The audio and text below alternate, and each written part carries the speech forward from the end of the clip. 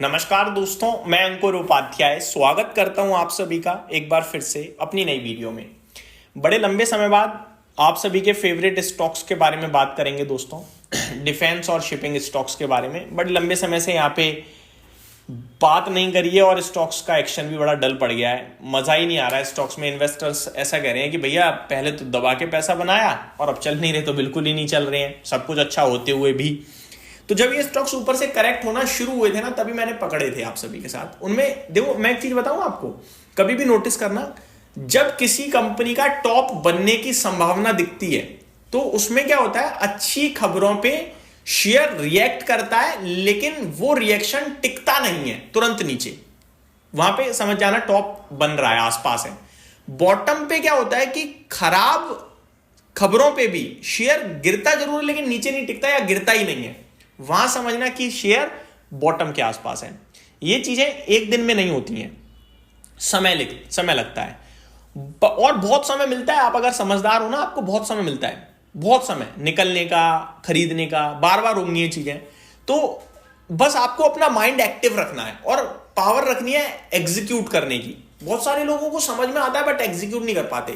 मेरी personal problem भी है ये, ऐसा नहीं है सबको मैं मेरे को ज्ञान दे रहा हूं और मेरे को खुद भी सब आता है ना। कभी कभार आप नोटिस कीजिएगा, मैं इसके ऊपर एक डिटेल वीडियो और बनाऊंगा आपके साथ लाइव, तो ज्यादा मजा आएगा। आप नोटिस करना, किसी स्टॉक में एवरेज वॉल्यूम्स के सामने 5 टाइम या 10 टाइम्स वॉल्यूम किसी दिन ट्रेड हो रहे हैं, बड़ा मूव आ रहा है 8-10% का। 5 मिनट की कैंडल लगाना, ग्रीन और रेड कैंडल्स फॉर्म होती हैं, नीचे इंडिकेटर में जाके वॉल्यूम ऐड कर देना, कुछ नहीं करना। नोटिस करना, अगर हरी कैंडल बड़े वॉल्यूम्स की जनरेट हो रही है और रेड कैंडल्स छोटे वॉल्यूम्स की, तो वो शेयर और ऊपर जाता है। नोटिस करना, सिंपल है। और जहां जैसे स्टॉक 3%, 5%, 8%, 12% ऊपर हो चुका है, अब आप नोटिस करना, अगर गिरना है उसे, तो पहले वो रेड कैंडल बड़े वॉल्यूम्स की बनाना शुरू करेगा और फिर वो धीरे धीरे नीचे आएगा। नोटिस कर लेना, तो आपको इंडिकेशंस मिलते हैं, चाहे वो ट्रेडिंग पर्पस से हो या वो इन्वेस्टमेंट पर्पस से हो। हम एग्जीक्यूट नहीं कर पाते। अब मैं इन्वेस्टर हूं, मेरा कोई शेयर सीधे 18% ऊपर खुल गया, लेकिन मेरे को दिख रहा है खुलते ही वो एक बड़ी रेड कैंडल बन चुकी है 5 मिनट, या 18 से 13% रह गया है। मेरे को पता है ये सारी तेजी चली जाएगी शाम तक, लेकिन मैं उसे बेच नहीं पाता। क्यों? क्योंकि मेरे को आज के लिए थोड़ी लेना था, मेरे को तो होल्ड करना है। और ये बहुत होता रहता है छोटे स्टॉक्स में, स्पेशली जिनका स्मॉल कैप कंपनियां होती हैं। तो ये आपको ना बड़ा इंडिकेट करती हैं। आप अपनी जानकारी के लिए जरूर चेक कीजिएगा। सेम चीज डिफेंस में एचएएल को 70 हजार, 45 हजार करोड़ के ऑर्डर मिल रहे हैं। 3% गैप अप हो रहा है, शाम होते होते पता चले फ्लैट हो गया या लाल निशान में फिसल गया, अगले दिन तो नीचे और आ जाता था। वो इंडिकेशंस थे कि अच्छी खबरों पे भी नहीं चल रहे हैं, बेकार। तो यही हुआ और कुछ नहीं हुआ। बाकी पूरे सरकारी स्पेस में ही ऐसा हुआ था। अब करंट सिचुएशन में क्या करना है दोस्तों? करंट सिचुएशन 2 चीजें इंडिकेट कर पा रहा है। एक, इस भाव पे एचएएल को बेचकर कोई फायदा नहीं है। लेकिन अगर आप ये सोचो कि मेरा पैसा कल बनने लगेगा या शेयर चलने लगेगा, गलत है। ये नहीं पता। क्यों नहीं पता? क्योंकि भैया कोई मूवमेंट नहीं है, बट कंपनी बहुत स्ट्रांग है, अच्छा कर रही है। 2,87,000 88,000 करोड़ के मार्केट कैप पे, 34 के पीई पे, खराब नहीं है। पोटेंशियल है, 2-3 साल अगर आप होल्ड करोगे, कंपाउंडेड से आपका पैसा अच्छा बनेगा। और ये स्टॉक 5,000, 5,500, 7,000 इजीली हो सकता है। लेकिन आपको समय से की बंधन में नहीं बांधना है, इसे लॉन्ग टर्म के लिए जाना है। और ये नहीं सोचना बाजार चल रहा है, ये चल रहा है, वो चल रहा है ना, जब चलेगा तब चल जाएगा। ठीक है जी। बीडीएल की बात करें, सेम चीज यहां भी कहूंगा, लेकिन ये वॉलेटाइल है। इसमें आप एक थोड़ा एडिशनल करो, आपको जब लेना है ले लो, लेकिन ये स्टॉक आपको बीच बीच में ना बाजार की करेक्शन में, खराब न्यूज पे 10-15% नीचे मिलता है।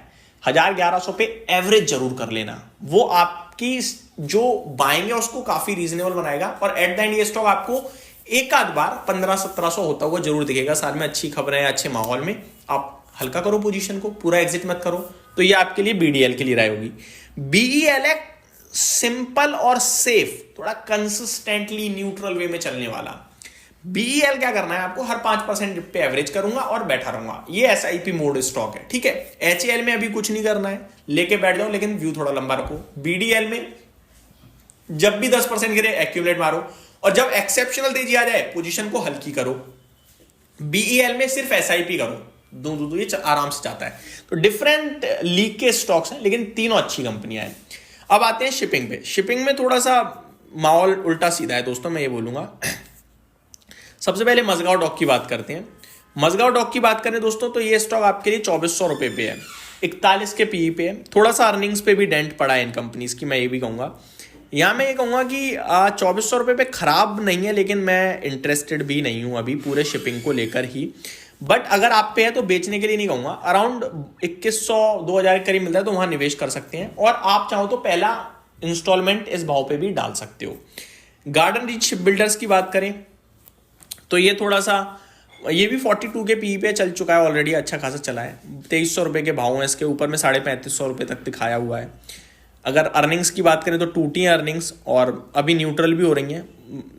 ओवरऑल इसको जस्टिफाई करना भी मेरे लिए मुश्किल है तो बैठे रहिए, नहीं है तो अभी मत लीजिए, मैं यही कहूँगा। पब्लिक की शेयर होल्डिंग थोड़ी बढ़ी है, जो कि नेगेटिव साइन होता है मेरी नज़रों में।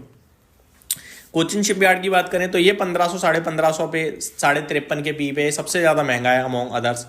तो MDLE थोड़ा ज़्यादा अच्छा दिख रहा है मुझे इन तीनों में अगर देखोगे तो। अर्निंग्स की बात करें तो थोड़ी घटी है इसकी भी, कोचिन शिपयार्ड की। शेयर होल्डिंग पैटर्न देखोगे तो वो बढ़ा है थोड़ा पब्लिक कैटेगरी का, तो थोड़ा सा सावधानी वाला ही है, मज़ा नहीं आ रहा है। तो ये मेरी तरफ से आपके लिए सिंपल और बहुत ही सिंपल तरीके से मैंने अपना ओपिनियन शेयर किया। उम्मीद करता हूँ डिटेल्स पसंद आई होंगी। Thank you so much for watching this video. Have a great day guys.